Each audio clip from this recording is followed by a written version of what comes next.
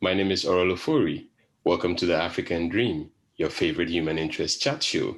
Today, we have for our very special guest, Mayana Vernon and Eric Okyere. Mayana is joining us from New York in the United States, and Eric is joining us from Ghana. We're going to talk about their tennis foundation, which is called the High Quality Tennis Foundation, HQTF for short. HQTF is a sports nonprofit in helping young children to better themselves as athletes to become quality members of their society through playing tennis. Their programs and activities as a foundation are designed to be a catalyst that helps children achieve their full potential in life and to positively impact their peers and their environments. Eric, tell us a little bit about HQTF. Yeah. Here in Ghana, tennis is a bit, I wouldn't say difficult, but sometimes challenging when a kid wants to play tennis. So as a kid growing up in Winneba, located in the central region, it is not far from the city Accra. It's like an hour and a half drive from Accra to Winneba. You know, from basic 6 years, I was introduced into the academy from a lady who was, I think they were doing a recruit. So I joined, like I was interested. So as a kid, meeting new people, friends from all over, like different homes, I had to look back into the community where I come from, look back to my family and all that. This is such a huge opportunity for you to learn with these kids, you know, coming from an average home, and then some are like already there. So I took that opportunity on myself. I learned, I was humble, I was there just playing tennis, but the struggles that I went through as a kid, coming from not all that rich home, sometimes getting a sneaker to play, a clothes to play, I was just observing all those things. So Noah, the head coach of Ghana Tennis, you know, took me from my house. He was like, okay, Eric, I want you to come and stay here at the National Tennis Academy so that you will play from here and then you school as well. So I had the opportunity. Amongst all the kids, I was the only one. As I was growing, I was just observing things, observing and observing. But, you know, sometimes the college will support. Sometimes it was still difficult for us, but we still sailed through. So after SHS, then I had an opportunity to travel from Winneba to where I am now, Takwa. Yes. So when I came, I had a job that I was doing, like I'm doing right now. But one time I had to look back into tennis again, where I started, where I had all the opportunities. If not for tennis, I wouldn't have even gone to school. Yes, because I remember at the point after GHS, I called my family members. They were like, they don't have the money to take me to school. So I had a scholarship before I could go to school. Yeah, so I was just looking at it, and I was like, no, are the next generation also going to go through same thing I went through? Are they going to struggle with rackets, balls? Sometimes when you break a string, you will have to sit down for a week before you can restring and then play. I was thinking about all this, and then I said no. And I already had the passion because those days, I remember Samuel Jello would come around with stuff. Which Samuel Jello? He's now a coach touring around with one player. He's from Sierra Leone, who was saved by my coach. You know, the same coach who gave him the opportunity. Yes, he was saved by him. When the war started, he came to Ghana. So Noah saw him and then like took him also in just like mine. Yeah, so he comes back with staff. And then I remember this Sal Bolton, who is now with African Tennis Aid. She's now with African Tennis Aid. I remember back then, they could bring a lot of clothes, racket for us. I mean, just to play with. So I was also thinking through, and I said, no, I have to do something. I have to help these kids. I have to go back. I remember one time I called Noah, and then I told him, Coach, one day I would love to come back and help you develop kids again. I don't know if he can remember. I called him in this same room that, Noah, one day I'll come back and help you develop kids again. He was like, okay, Eric, thank you. So then it has been on my mind to do it. But the means, and then looking at where I am, it's a bit difficult. But God being so good. I was able to get on LinkedIn. Then I met Maya. So I reached out to her. And then she also reached out back. But before then, last year, I hosted a program that I got help from Francisca, Nyako, and then Marcel, who are also old players from the same tennis academy that had an opportunity to study in the US. They had scholarship as well to study. So like when I told them, they were like, yeah, they will support. So they brought few clothes, few rackets. With the little that I had, I supported. I went back to Winneba and then held the program with the help of Noah Albertata, who is an old player with now ITF certificate level 3, who is doing well. I think he traveled with our ladies to the British Unity Cup just recently. That they are back. Yeah, so he's helping. So this is basically how it all started. So you got picked from the streets by the national tennis coach of Ghana.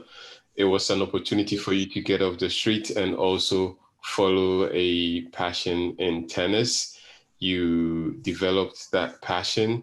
Along the line, you moved away to a different part of Ghana and you started a regular job, but that passion and desire for tennis was burning in you. So you picked up the phone one day, called your savior and told him that you want to be able to return to assist in helping him create and give opportunities to people who were in or who are in the situation that you were in. And you got online, got on LinkedIn, met Miana, and eventually we are where we are today with the High Quality Tennis Foundation. Let's have Miana tell us her side of the story. It's good to hear the other side.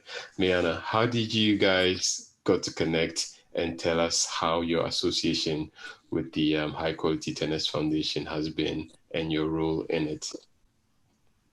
Once again, thank you, Oral, for having us on your show. It's been an honor. So kind of to go back to what Eric spoke about, so he reached out to me on LinkedIn, and I thought it was so funny. So let me just give a backstory of that. So I know he had the first program back in 2020.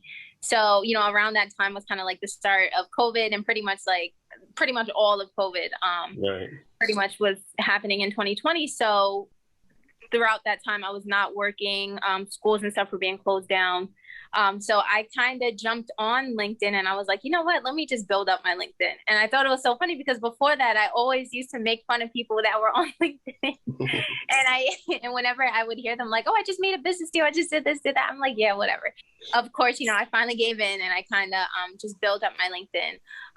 And then when Eric reached out to me around this time, my school had opened back up. So I began coaching again with the girls for Mount St. Mary College in Newburgh, New York, the women's tennis team. So at that time we had opened back up.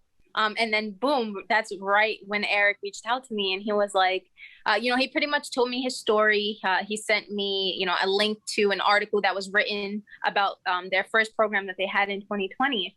So I thought it was so interesting. I was like, God, what are you trying to say? Because I had never done this before. I had never helped, but I've always had that passion. I always felt like that was part of my purpose. Like there was a reason as to why I was introduced to tennis. Like it wasn't, you know, I'm not a tennis player anymore. So I was like, okay, that phase of my life is over. That season's over. And then I went into coaching and then I was like, but I still feel like there's something more.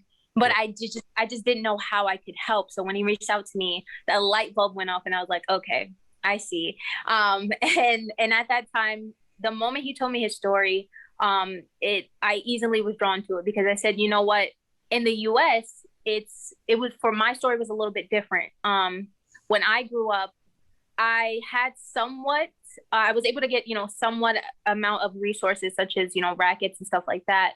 But on my end, you know, tennis is not a big thing, especially for women tennis, especially in like high school, and not all high schools, but just my high school in particular. They didn't really, we didn't get too much attention. We didn't really get as many resources. We kind of had to buy our own rackets.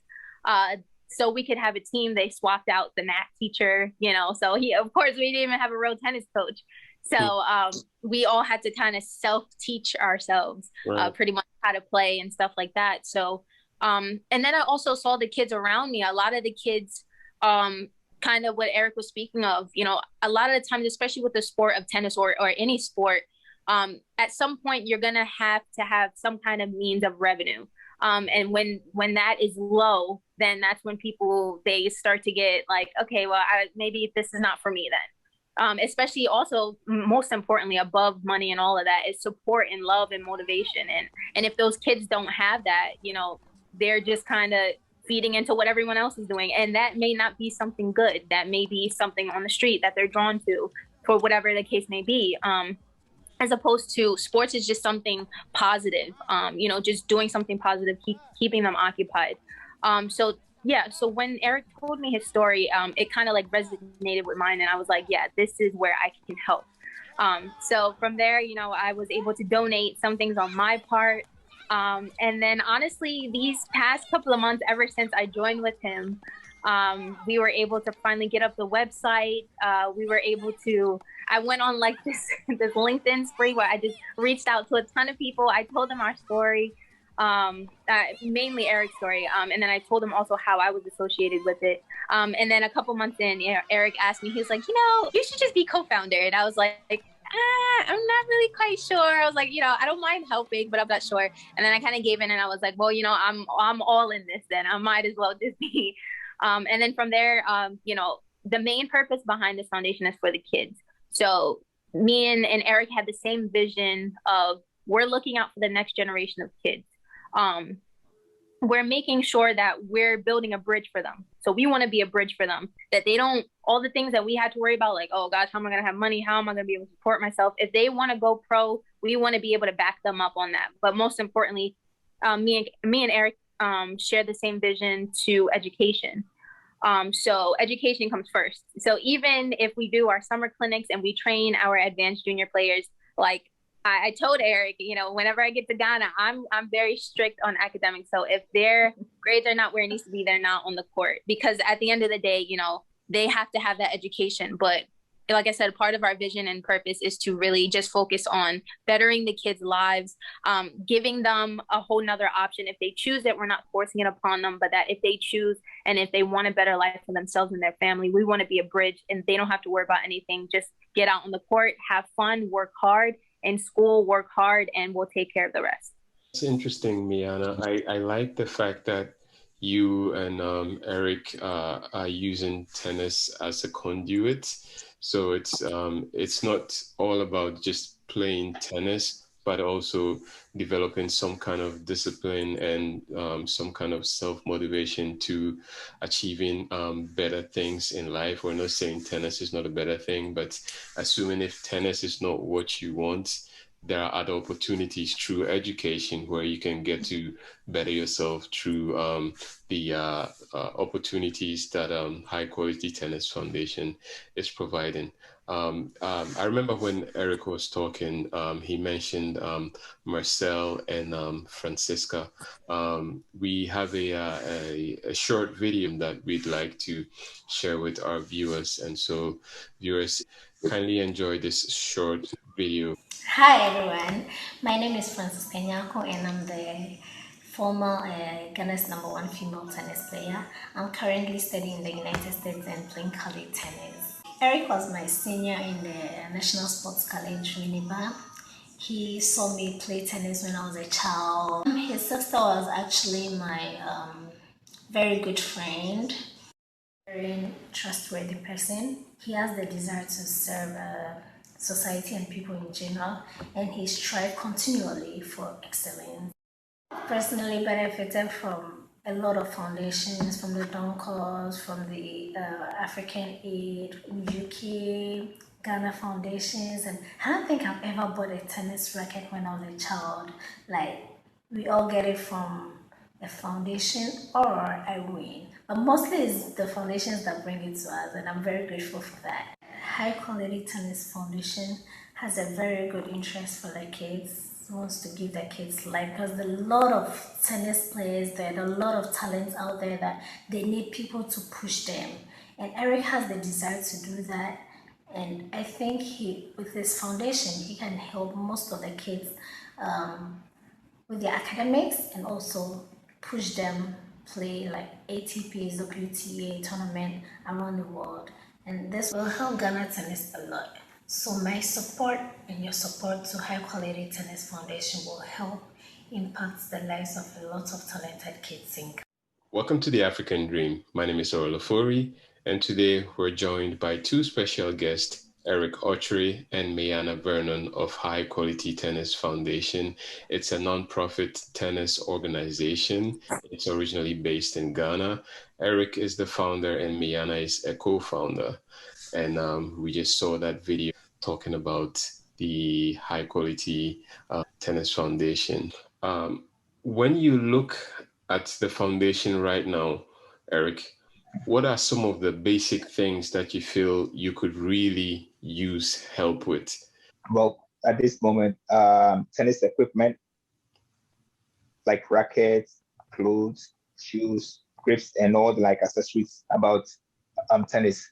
And then the next level is the academic part, like books, like pen, or a scholarship for this kids to, study out there. Because I believe when we are down here, fine, the opportunities are here, but it's not that much as it's out there. So I really want them to get that exposure, just like as Marcel and then Francisca had, and now they are doing better and then fine there. So I really want to give them that opportunity as well. I wish they could have that so that they can also be better, just as Francisca and Marcel out there. Because I know Marcel is making us proud. You know, Marcel with his school, he's been playing as the #1 for the school, like a Division 2 school, which is not easy. Yes, he's been really, really good, really good. So I'm really proud of him. So I really want to be proud of these kids as well, and then give them a better life in the future. Thank you, Eric. You mentioned Francisca, and Francisca Nyako, I know, is based in Arkansas right now. Eric mentioned some of the basic needs that he feels are immediate for helping the foundation stand stronger on its feet and moving forward. If you have anything to add, feel free to do. But most importantly, how can people connect to you? Say someone is watching this and they want to donate, or they want to connect, or they want to cooperate or become a part, assist in any way. What's the way? Winneba Vernon. Yes, great. Thank you, Oral. So kind of to touch back on what Eric spoke about, honestly, you know, the tennis equipment, shirts, shorts for both the boys and the girls. And we've been so grateful to have already received our first donation from Martin Rothman, but really just clothing, equipment. The next level from that, of course, would be the scholarships, especially in the States. If there's anyone watching this video from the States, anyone that is connected to any colleges in any way, a lot of the kids in Ghana, they're so bright, they're so smart. So if there's any scholarships out there, we would be beyond grateful to get them for the kids. And then the next level above that, of course, being a nonprofit, would be funding. And this funding, anything that we would receive funding-wise, is literally going to help us build the bridge for the kids that we envisioned in the first place. That's going to, of course, because you have to ship stuff to Ghana. So, whoever, if we give them a specific place to ship it in the US, because I live here, I have to be able to ship it to Eric. And, that is not cheap, of course, that is pretty pricey. And then on top of that, being able for us, when I come down to Ghana, and whenever we're preparing for the next summer clinic or so, that we can get the resources that we need. We have so many things envisioned for the clinics. We want to be able to provide lunch for the kids throughout the day. When we start our clinic, it's going to be for a week or so, and entirety is going to be for a month. But we want to make sure that the kids have enough water, they have enough food. We're going to also hold our own High Quality Tennis Foundation tournament for the kids in the last week of the clinic.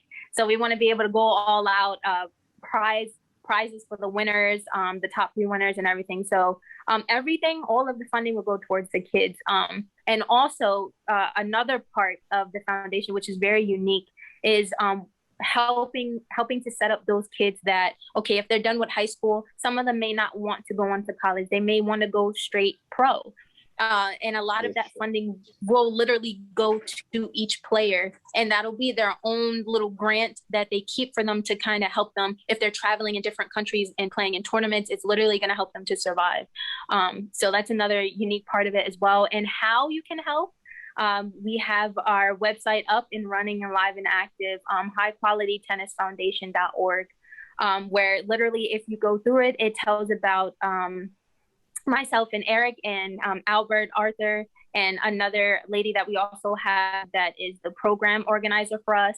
It has pictures of our previous clinic. It literally speaks about what the foundation is, what our goal is. And then we have live updates whenever we have any new articles coming out, any new news, any new donations. We also post that on the website as well. And we recently partnered with a program in the United States called Building Blocks Mentoring Program. They're based out in DC, in Washington, DC. Pretty much, it's so amazing what they do. They literally go in and they help the community, like their communities all around the world. But at this time, they're kind of based in the US, so they're focusing on different states within the US. But we were able to partner with them, and they're also partnered with T-Mobile. So they're going to be donating shirts, T-shirts for the kids that are going to have the T-Mobile symbol on it. And we also have, I also have a close friend here, right, who is connected to Stefan. Stefan is the founder of Building Blocks Mentoring Program. So he's also connected to it as well. And he has a lot of connections within Microsoft. So, you know, we kind of had this vision and this plan around with the academic part of the foundation, actually teaching the kids basic skills of like Microsoft Word, Microsoft Excel, just giving them like the basics around it. But actually, you know, because a lot of kids, they don't, I don't really know how it is in Ghana, especially where Eric lives. But I know even in the States, there's really not a lot of classes on Microsoft that are free and that are actually given to kids at like young ages. So we kind of partnered with them, and they've been wonderful. And we're working on now, they're going to be sending over some clothing and some wardrobe for some of our advanced junior players. So whenever they play at tournaments, like let's just say in Europe, in different countries, they're going to have the T-Mobile logo on them, and they're going to have the BB Athletics as well, which is a part of the Building Block Mentoring Program as well. Well, that's awesome. It's great to know you're getting support, you know, from like-minded institutions that buy into, you know, your agenda. Thanks a lot for sharing. You guys are doing an awesome work. Folks, if you're watching, my name is Ofori of The African Dream, #The African Dream.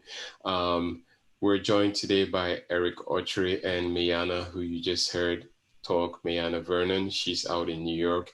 Eric is in Ghana, and they have been sharing with us and talking about the High Quality Tennis Foundation and what it's been all about.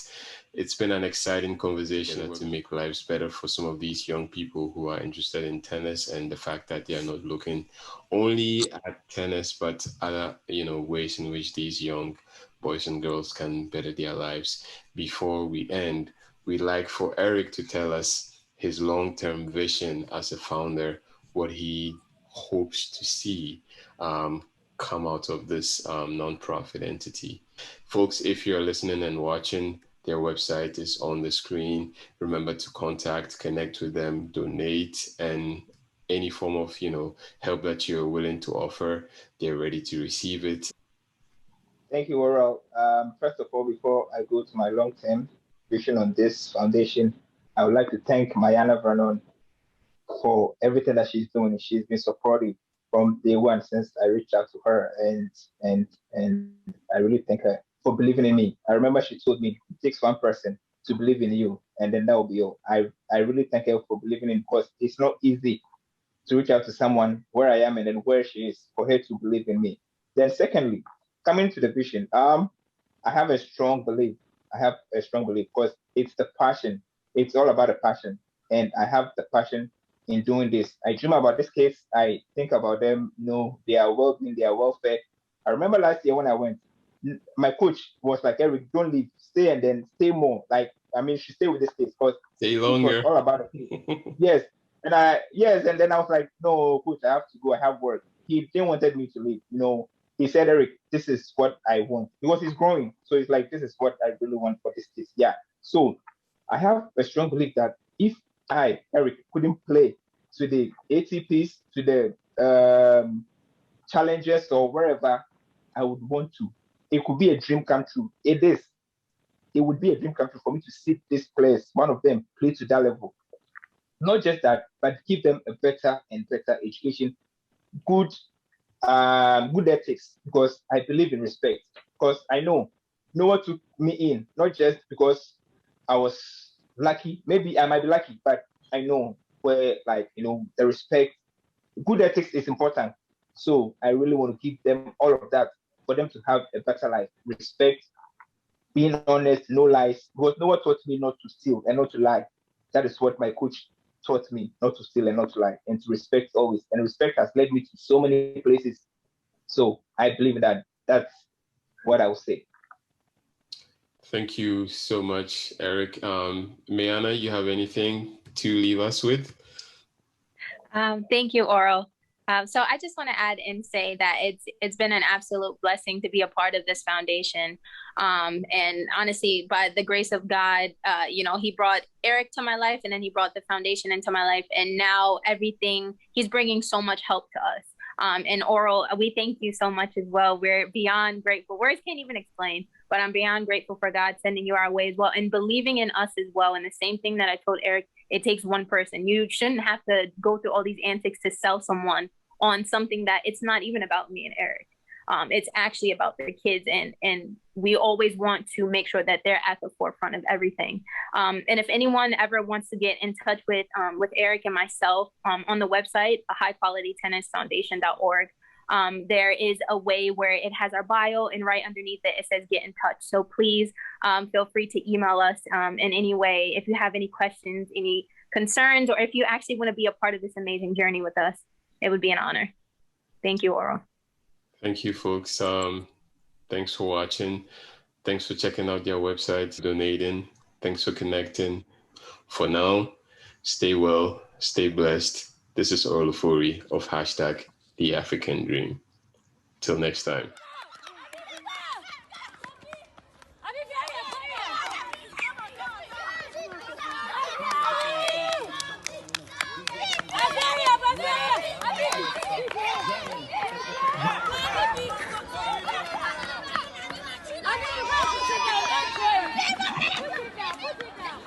Put it down.